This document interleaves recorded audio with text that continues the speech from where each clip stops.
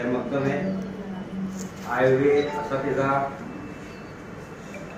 Graded headmaster और दीगर headmaster तमाम का खैर मकदम है।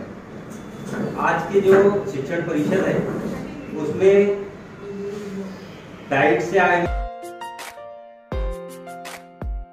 को समझा रहे हैं। तो सिर्फ ये पढ़ने लिखने का ही काम होता क्या, और भी बहुत सारे काम हैं। कौन कौन से काम करते हो?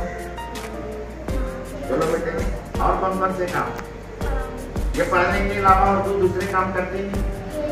खेलते, वेरी गुड, शाबाश। और लिखते, लिखने का काम भी करते हैं। और पढ़ते, पढ़ना हो गया, लिखना हो गया, खेलना हो गया।